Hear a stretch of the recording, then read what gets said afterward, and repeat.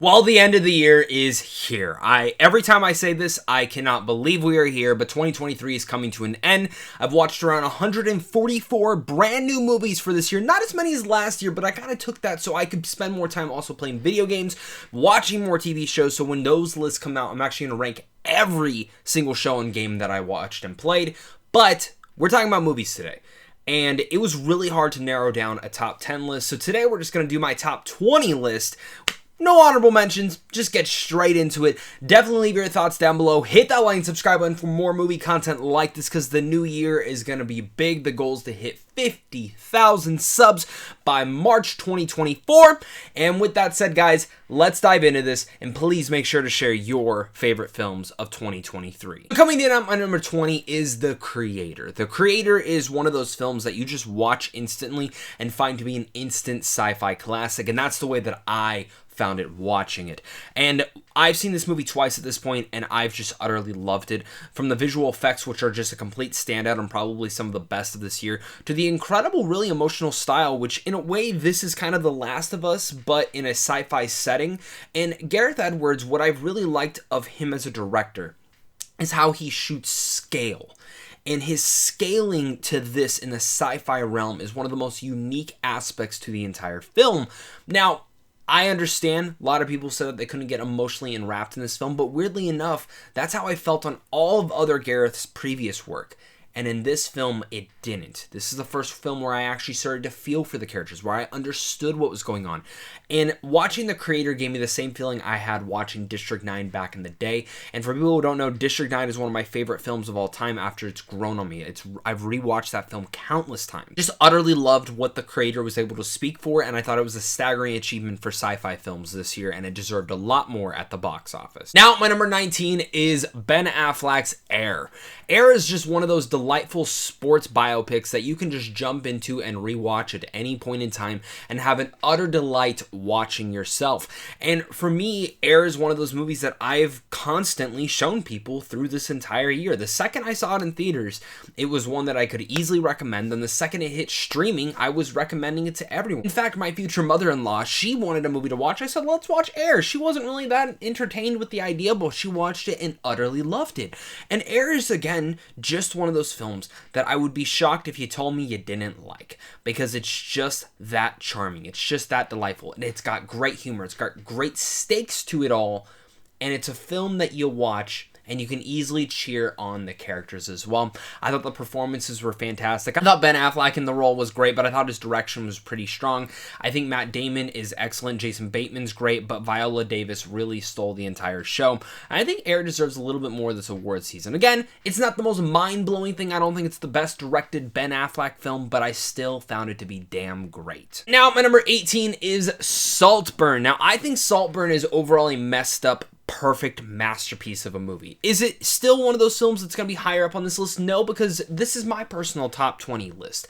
Some of these films might not be as great as Saltburn or even made as great, but it's still up there in my top 20, mostly because of I love the intriguing details that Emerald Fennell put into here. Now, I know now that since this has hit streaming, there's been a lot more diverse thoughts on this film. A lot of people love this movie. A lot of people hate this movie. And that's okay. That's why film is so great. It's subjective. But there's something about Saltburn that intrigued me to all ways. It's one of those films that I love all the intriguing little enticing details. But I also love Barry Keoghan's performance. It's outstanding. Jacob Elordi actually is great in this movie. He had a great year. This and then Priscilla, I just thought he was fantastic in. Richard E. Grant, freaking Rosamund Pike. There's just something about the Saltburn tale that, without getting into spoilers, is very provocative. It's very much eat the rich, fuck the rich, all that sorts of things. And I like how Emerald Fennell really told that story in her own unique sense. If you watch Promising Young Woman, you understand that how one story can shift to another way. And I think Saltburn is one of those clever examples. Now we get into my number 17, which is The Boy and the Heron. Now, this is apparently Hayao Miyazaki's final film. I call bullshit. It sounds like he's going to be making another one fairly soon, which is all fine with me. Hayao Miyazaki, you are one of the best directors out there. And The Boy and the Heron was one of my most anticipated films for the year because, again, it is a new Hayao Miyazaki movie. It is also a new Studio Ghibli movie. And I was just absolutely taken back. This is one of those movies that I actually think that there's a lot more details to it than I expected. And when I say that is, I went into this movie only seeing the first trailer. I didn't really look into a lot of reviews or ask for, like, what is this movie about?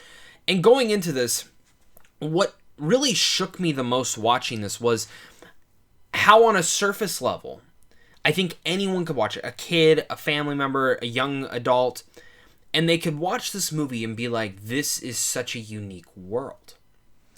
And that's something that Hayao Miyazaki does so well. I remember Spirited Away, Howl's Moving Castle, films that I watched when I was younger and was just utterly taken back by them, and then fell in love with the art style, but also fell in love with the storytelling. And on surface level, those films have this amazing, fantastical world that you want to explore, and you constantly explore and have great characters, but there's like a sub-level meaning to it. And in The Boy and the Heron, this is more prevalent than ever. Anyone could watch this and be entertained with what's kind of going on the screen, and I think a lot of people might come out of the movie being like, oh, I would have liked a little bit more in this world. It was actually one of my issues when I had walked out of the movie, but the more I thought about it, I was like, no. Like, as much as I would have liked for them to delve deeper into this world, that wasn't the point. Hayao Miyazaki had something to say about loss and about grief and about moving on past that. And in a way, when you actually look into Hayao Miyazaki's actual personal life, this film feels the most personal to him. And The Boy and the Heron really blew me away. And I cannot wait to rewatch it. Actually, out of this top 20 list, this is one of the few films I have not seen more than once. Just didn't have time and couldn't be able to see it because the holiday season, man. And now my number 16 is Maestro, Bradley Cooper's brand new directed, written, starring in biopic on Netflix now, and also starring the likes of Carey Mulligan. Now, Maestro, I have not been excited for this entire year. Biggest reason being because I just kind of rolled my eyes. It looked like Oscar bait, and some people might call it Oscar bait for sure. For me, it was more than that, actually, and it really showed Bradley Cooper's directing style. Absolutely adored A Star Is Born, and I didn't think he would have it in him to direct something like this and not make it Oscar baity. And to say the least, Maestro is one of two films. Half the film is in black and white, and that black and white segment is one of the most unique, fast-paced, everything moving all at once type of storyline, and the editing and everything of that nature just feels like this lovely classic Hollywood story, and then boom, right as it hits the midpoint, it goes into color, and it changes so much. And to tell a story about Leonard Bernstein and his wife and their love story and how this kind of intersected and worked was intriguing to me because I didn't really know who Leonard Bernstein was. And I think on a technical achievement, I think Maestro is an incredible movie. On a script segment, I think it's also incredible to that self. And I think Bradley Cooper delivers one of my favorite performances from him. Carey Mulligan is absolutely staggering and utterly tremendous in here and deserves a lot of award buzz for what she's been doing. But it's a movie that surprised me because I literally thought it was going to be Oscar bait, and I ended up walking out of it being like, holy shit, I'm an emotional mess, and I loved it. I know it's not going to be for everyone. I know some people might find it boring. I personally did not, and I found Maestro to be great. We get into my number 15, which is Godzilla Minus One. Did not expect the Godzilla movie to be in my top 20 this year, but Godzilla Minus One just might be the best Godzilla movie ever made. That's saying a lot because there has felt to be like thousands of these, but the fact that Toho Studio from Japan could actually make a new Godzilla movie in 2023 and make it the best one yet is absolutely great. And the reason this is great is not just because it's about Godzilla destroying other monsters and destroying cities and being entertained by that idea. It's the fact that it actually goes back to the intriguing ideas of what Godzilla really had. And there's two things to this that actually make this film stronger than what it actually was. One, it actually makes you care about the characters. The biggest controversy and the issue with the whole Monsterverse that's happening in the United States, which are enjoyable movies for sure, but you just never care about the characters. You just want to see the monsters slamming into each other. In Godzilla Minus One, you care about these characters instantly. This film has very much vibes of Dunkirk and any other one of those war films. And speaking of war, that's the other thing. This feels like a war movie. It feels devastating. You feel the stakes of what's going on, and the fact that it actually can dive into that area of life and actually touch on war itself and how it affects others is great. And using Godzilla as this kind of allegory to that. But they also do one thing in here that has never been in my entire life. Godzilla is actually terrifying. Godzilla is horrifying. And I've never watched a Godzilla movie. Never. Even the original shit. I've never watched a Godzilla movie. And I've seen a lot. I mean, almost all of them, I would argue. And I've never felt scared of him. This movie, I was terrified. This felt like a horror movie at times. And I think Godzilla Minus One is one of the best films of this year. We get to my number 14, which is Teenage Mutant Ninja Turtles Mutant Mayhem, which I found to just be the best Ninja Turtles movie yet. I am a lifelong Ninja Turtles fan. Now, I have not been around my entire life with them all. Since around 2nd grade was when the Ninja Turtles got introduced to me when I was at one of my friend's house, and since then, I fell in love with them. And Mutant Mayhem is my favorite interpretation in terms of movie scaling, and I love a lot of their ideas. I love that Seth Rogen decided to go out and get teenagers to voice the Turtles. I love the idea, the Trent Reznor and Atticus Ross score and the way that it ties into all the music. I thought that was just a brilliant idea. I thought it was very unique, to say the least. The animation is stunning, very different. I thought it was going to be more Spiderverse, and it actually wasn't. And for me, Mutant Mayhem really became a delightful surprise and one of those movies that I just kept rewatching this entire year. We get into my number 13, which is The Holdovers. The Holdovers is one of the movies that I think would be higher on this list if I had time to watch it one more time. It's one of those movies that I've just put off. I have not had any time to watch this movie again, but it's one that has really much climbed my top 20 list. I think originally it was at like my number 21, but it is such a stellar movie with one of Paul Giamatti's best performances. Dominic Sessa should not be counted out. I think it's incredible that this is one of his first roles ever.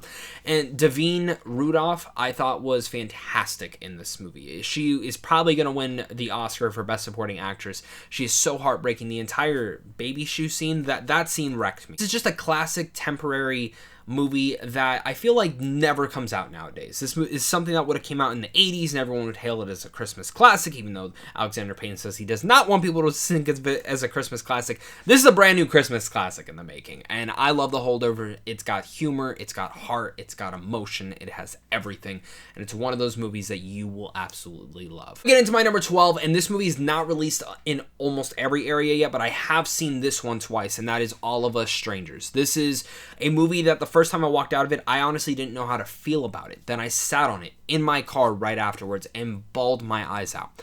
Then I watched it again with my fiance, and it was about the same thing. This is a meditation on grief. This is a meditation on loss and how does someone deal with that. And as someone who in 2023 has lost a lot of people in my family, I mean, we went a good like 10, 12 years without anyone dying in my family, and then this year it's just like boom, boom, boom. Found the performance from Andrew Scott in here absolutely stunning. Paul Mescal is fantastic. Jamie Bell is just staggering in here, and same with Claire Foy. This is again just one of those movies that you need to prepare yourself, bring tissues. It comes out in the first week of January, and I think a lot of you guys are going to love this movie. Again, it's very dreamlike, but I think that's the whole point, and I loved it. So now we get to my number 11, which is probably my most rewatched movie of the year, and I fought tooth and nail to put this in there, but I found that just my top 10 had to be the rest of it, and my number 11 is David Fincher's The Killer. I found this to be top tier David Fincher, which a lot of people are not, and it's kind of surprising me. It's a very simple thriller, but it's one that the simplicity of it is the reason that I adore it. It's one that I can just throw on and enjoy at any point in time and know I'm just gonna get a rockin' badass movie. And Michael Fassbender's performance in here is incredible. But what's really incredible about this movie is the fact that it's about a perfect assassin, quote unquote, but in a way it's kind of reflecting David Fincher as a director, where this assassin is very cold and calculated and everything has to be perfect in his eyes, and he's so meticulous about all the minor details, and this film has so many minor details that you have to look at. And David Fincher's kind of the same way if you ever go and look at how his directing style is. And you kind of feel it in The Killer that he is an embodiment of this hitman. The meticulous details, the little tiny spreads of nuance throughout it all. And a lot of his films are just cold, depressing, and dark, but also have weird and wicked humor to it. And I found that The Killer had some really insane and good humor to it as well. But what I loved about the movie is a lot of its technical achievements, specifically on a cinematography and sound design level. There is one sequence in here. It's a fight scene in Florida that really riveted me and took me by storm with what they were able to accomplish. Truly, when I say accomplish, I mean everything that Michael Fassbender does in that sequence And what David Fincher decided to do in the editing room is ferocious and one of my favorite moments of the entire year. We get into my top 10, and my number 10 is Talk to Me. This is the best horror movie of 2023. It is one that I saw back in January before it was even bought out by A24, and it surprised me because it's from the Rocka Rocka brothers. If you don't know them, they're off YouTube. Danny and Michael, who I've been a fan of since like 8th grade. And to see that this is their directorial debut on a film, I went into this expecting it to be blood, gore, guts, all that sorts of things, because that's what I've known from them from YouTube. And man, I got a damn surprise. I got a surprise of a film that kind of reminded me of The Babadook, but filled with more possession. And it has this twist on the possession because it's all about a hand, teenagers holding it to get a high-like feeling, and then what happens when you hold it a little bit too long or overdose on it. It has an intriguing layers and ideas, has an incredible montage sequence, and Sophia Wilde gives one of my favorite performances as well through the year. It's horrifying, it's scary, I can't wait for the sequel, and I honestly can't wait to see what they do next in Hollywood. On my number 9 might be one of the most devastating movies for a lot of people, and again, I think this would be higher if I saw it again and I didn't have the time to, but my number 9 is The Ironclaw, about the Von Erichs family. Now, going into this, I knew nothing about the Von Erichs. I did not grow up with wrestling. I've heard their name, but to actually live through this now and see the true story of what happened to them, I understand some of it's embellished to kind of just get to the point of it. One of the brothers was not put into this, but it's a devastating story about brotherhood, about loss, and the Von Erichs quote-unquote curse. And when you watch this movie, it's a movie that really takes you back. And my only issue with the movie is I actually wish it was longer to develop a lot more stuff. But it's not like it's surface level, and it's not like it's making it feel surface level. It's actually just intriguing layers. And my selfishness is the part that wanted just more time with these. But what Sean Durkin does so well is he actually directs his film and makes it with a fabulous pacing. But he also gets some of the best performances, and actually one of my favorite performances of the year, Zac Efron.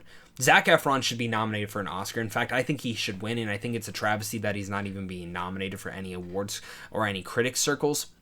But I think Jeremy Allen White, I think Holt McClaney, I think every single person inside this movie is absolutely staggering. And I think the physical transformation as well as the emotional transformation that a lot of these people are going through is something that really just, I wasn't prepared for. I wasn't prepared at all for this movie and how despair and depressing it could possibly be. But The Ironclaw is one of my favorite movies of this year, and if you have not seen this movie yet, you should. Now we get into my number 8, which is Mission Impossible Dead Reckoning Part 1, a movie that I cannot stop thinking about. I've been thinking about it this entire year since I saw it in like early June, July, and I think for me, the one thing that really impressed me with this was when Fallout ended, I said, we don't need another one. That was the best you could ever get. And I still think Fallout is the best of the entire series. Dead Reckoning really took it up an ante. And when I say it took it up, I mean in terms of characters, in terms of side characters. This really felt in a way, and I know a lot of people hate this comparison, but like Bond. But, of course, to our main character that Tom Cruise just does another incredible job with. But get into like the 7th installment in your franchise and have new intriguing characters to make you fall in love. Specifically, Haley Atwell, who I think stole the entire show. I thought she was phenomenal in this. This is finally the first role of hers where I'm like, she actually gets that meat and potatoes to work with, other than the Captain Carter show. But that's on TV. I'm speaking strictly to movies, as well as I think we need to give a shout out to Palm Clementif, who I think a lot of us like her as Mantis from Guardians, but she is absolutely scary in this. This is just one of those movies that has all the stunts, has all the action, and gives you all the goods. And Mission Impossible Dead Reckoning, one of my favorite films of this year. Now we get into my number 7, Past Lives, which I have been utterly unable to stop thinking about for this entire year, with phenomenal performances such from Greta Lee, who I think should be nominated for an Oscar, but also to Celine Song, who this is her first film ever, and with the subtle detail, the poignant attitude, and the emotional travesty that this film puts you through. It's one that makes you reflect on your own love life. It makes you reflect on love itself and what love can be. And I found Past Lives to be an intriguing meditation on all of that. But specifically, it's one that moves at such a flourish pace that you are never taken back or hating on any of the characters for the choices that they're making, which is to say something, because when you could watch any other movie like this, you might be like, oh my god, I hate this main character because she's doing this to her husband and all this stuff. But they never do that. They set the story up in such a way where Greta Lee is never the villain. Neither is John Magaro, who is playing her new boyfriend. He's not an asshole. He's not anything. In fact, he's one of the most understanding guys I've ever seen in film. TUU is another fantastic layer to this entire film. There's something impressive to the way that Past Lives was created, and specifically in the last 30 minutes of that movie, that is one of the things that has relived my entire head for this entire year. That goodbye taxi scene just destroyed me. Now we get into my number 6, and my number 6 is Guardians of the Galaxy Volume 3, the best MCU film yet. Now, that's a personal opinion, not everyone's going to agree with that, but I love emotional climaxes and emotional subtext, and what Guardians of the Galaxy Volume 3 delivered was an ending that I could not stop thinking about. The Dog Days Are Over montage sequence is still my favorite moment in 2023 when it comes down to film, and Guardians of the Galaxy Volume 3 left me an emotional wreck. It's a film that I've seen about 4 or 5 times, and every single time I watch it, I go the next few weeks just thinking about that final scene of all of them dancing and the emotional climax of how that is. And when you're making a third film in a franchise, the one thing that I always say, which is weird with a trilogy, is can that enhance other times we've seen these characters, or just in general the other films in the trilogy? And for Guardians of the Galaxy Volume 3, and I've always found that great third films are able to do that. Guardians of the Galaxy does that. It made me go back and revisit 1, 2, Holiday Special, the Avengers films that they show up in, but specifically their films. And the first film was already my original favorite MCU film of all time. And it made me like it even more. But then it made me go and watch Guardians 2, which I famously have not been a big fan of. I like it, but it made me utterly love it.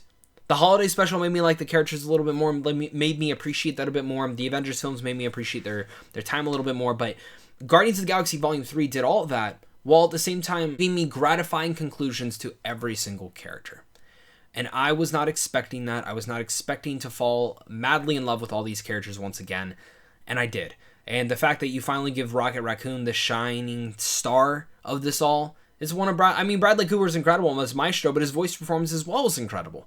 This is just one of those movies that it devastated me. And I know, it's a superhero film. People complain that we put this in our top 10 list, but film is subjective, and I love the Guardians of the Galaxy, and I can't believe what they were able to do with Volume 3. We're rounding out to my top 5, and if you still have not shared your favorite films of the year, make sure to leave your thoughts down below, hit that like and subscribe button, and jumping in at my number 5 is Killers of the Flower Moon. This is Martin Scorsese at his best, one of his best films ever out there, and still reminds me of why Martin Scorsese is the best director to ever live. I love this guy. I think he's made classic after classic to masterpiece after masterpiece. And when we get into this top 5 category, I think each and every one of these films are masterpieces, personally. But they're masterpieces to a different level where I think in the future we are going to revisit these movies, be studied in film, and all of those sorts of things for what these movies were able to accomplish. And Killers of the Flower Moon is no doubt about it. It is one of the most mature films that Martin Scorsese has ever told. And it's told in an unusual light of how he would tell mobster and gangster films, but in a very much more emotional and touching way of speaking into the Native Americans and the Osage tribes and all these murders that were happening at this one point in time. And I love how he was able to tell it with such a respectivitude and never let it go shining of a light on any of this, or maybe shining a light on anyone else. And I understand that there's been some high controversies on that too, but I can only speak to what the film made me feel, and I think Lily Gladstone is an absolute, utterly tremendous actress who, it baffles me she has never been in more. I know she's acted in more, but the fact that she's not in more. She should be. And I hope after this movie she does get that. Leonardo DiCaprio is also really good, but the fact that Lily Gladstone's acting circles around him, and the same as Robert De Niro, who Robert De Niro turns in honestly probably his best performance in like 20 years. I genuinely mean that. I just watched this movie and I think this is a brand new Martin Scorsese instant classic movie that add to his filmography, that has touching points to it that are respective to the Osage tribe, but at the same time is also painting a light and shining a light on a brand new area of history that no one really talks about. And for me, there's a lot to learn in here, and when it gets to the ending, which was probably one of the most surprising things I've seen in movies this year, because when I watch the ending, I usually hate endings like this, but the way that Scorsese was able to direct it with such a light and preference to it made me actually an emotional mess and get a lump in my throat every single time I rewatch this movie. And Killers of the Flower Moon, again, is one of the best films of this year. Now we get to my number 4, which is Poor Things. Now, I've gotten shit on Twitter for this one. Apparently, people don't like this movie. I think you're freaking wild. Poor Things is Yorgos Lanthimos at his best. This is his best movie, as well as this is Emma Stone's best performance. And besides Zac Efron's performance, this is my favorite performance of the year. Both of them side by side should be at the Oscars, getting their Oscars, because Emma Stone just nailed it. This is not a movie for everybody. This is a movie that you have to be tuned into those intriguing levels with the humor, the heart, and a lot of the damn sex in this movie. But that's just one layer to it all. You can look at this and like moan and groan and cringe at those moments, but in a way, what Yorgos Lanthimos has made is he's made his own interpretation of Frankenstein, but with Bella Baxter, one of the most intriguing characters to ever hit cinema screens. And whether you're looking at the incredible performance of what Emma Stone was able to do from going from a child to a full-grown adult by the end of this movie, to even layering out the intriguing concepts of Mark Ruffalo and Willem Dafoe and Rami, who are all also incredible in this movie. All the different things that Bella Baxter kind of goes about in this adventure led into a very unique aspect that I wasn't anticipating, but it's one that I completely and utterly loved. The humor, the heart, all that stuff is there. I laughed my ass off quite a bit throughout here, but I also got emotionally intertwined through the story. But I loved how they framed a brand new version of Frankenstein and really made it to be a unique thing in 2023, as well as the production design for this still might be the best of the year. I mean, I'm still taken back by the world that they take you into. I just want to live in Poor Things world and keep rewatching this movie because I loved it. I get to my number 3, which is John Wick Chapter 4. And this is one of the best action films to ever be made. It's the best John Wick movie. I think this is just a great year for a lot of these sequels and a lot of these big budget movies. And John Wick is no doubt about it. Just for the sake of what they're able to accomplish with the one-take action shot overhead, that was just so badass. The entire roundabout car sequence that's a fight, every single action sequence gets better than the last. But what John Wick Chapter 4 doesn't go out on is a big, bombastic, big thing. It goes out on a duel. And this duel is set up in such an intriguing layer because of the brand new characters that they introduced throughout this entire movie, such as Kane, played by Donnie Yen. Deserved an absolute standing ovation. I think Kane is one of the coolest new characters in the John Wick world. But then you also have John Wick, of course, Keanu Reeves, and the emotional performance they give him. But I like how they set up all these different new characters in here, like Killa, and of course Bill Skarsgård, and Ian McShane, the way they bring him back, and same with Lawrence Fishburne. But they layer out all these intriguing new characters, all these new worlds, all these new things that John Wick goes to, and it crescendos there. And it leaves you out on an emotional point of your life, where if they never made another John Wick movie, you would be utterly satisfied.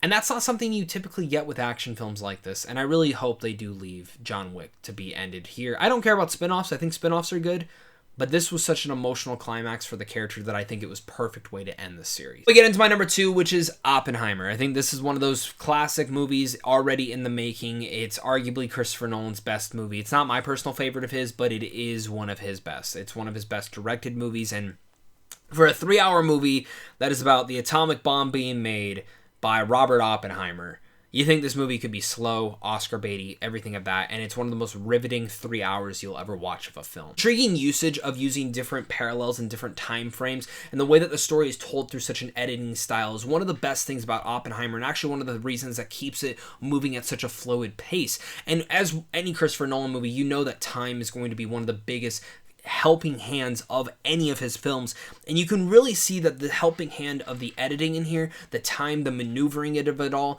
is some of the strongest aspects of Oppenheimer. It's always something that really blows me away when watching something from an Oppenheimer film, and I really found, and in this film specifically, Christopher Nolan was able to deliver. Cillian Murphy is absolutely phenomenal in this. The cinematography is so stunning, and the score is something to die for.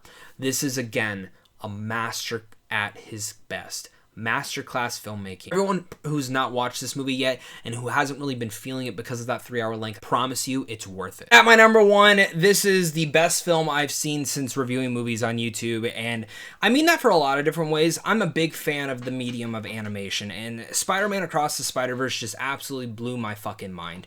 And when I say it blew my mind, I mean that in so many different lights. Into the Spider-Verse is one of my comfort movies. I've rewatched that film countless times, and it's one film that has taken me back and just gone, holy shit, this is an amazing movie. And it was one of my favorite comic book films of all time, and then I watched Across the Spider-Verse and I'm like, yeah, this is definitively like the best version of this, and I can't wait to see the third film. The way that, not just like on a story level, but on an animation level, this film is working and firing on all cylinders. The fact that it can go from this animation style to this animation style and always feel fluid, and all the different characters can move at different things, perplexes my mind to how they pull that off, but it's magic. That's cinema magic right there. And then you go to the great story, and the fact that they rise the story above Into the Spider-Verse and make it more emotional, more detailed, more of these things with the canon events and how this has to happen to Miles Morales. It's devastating. And I think Across the Spider-Verse is one of those movies that every time I've rewatched it this year, I get so into the mood of the film. I get so into the characters. I get so into Miles Morales and his triumphant story. And then the same thing with Gwen Stacy. Everything about this just ups the ante for all the characters. Adds new characters such as Spider-Man 2099, who I think is a very intriguing character that I can't wait to explore more in the sequel. But it's one that is so beautiful in the way that it was framed and made. In animation, in story, and to even speak about my favorite score of the year from Daniel Pepperman. I mean, this score is something that I've actually listened to countless times throughout the year, and I loved it. I love this movie so much, and I cannot wait to rewatch this movie again and again and again, and I can't wait for the third movie of this. Across the Spider-Verse is personally my favorite film of this year. It's remained this way, and I definitely can't wait to hear your guys' thoughts down below in the comment section. So thank you so much again for watching this. Make sure, again, it's really important that you guys share your top 10 list, because maybe there's some films that I missed and I didn't get a chance to watch yet that I'm going to find down there. I know some people are probably like, where's Barbie? It was my number 21. There's a couple others I really wanted to sneak in here, but this was kind of just a go with the gut type of thing, and this was the finalized list that I made. Thank you so much for tuning in. I'll see you guys in the new year, and make sure to look out for countless other top 10 and ranking lists for the end of the year. We have a lot of them. So, of course, until next time, stay classy.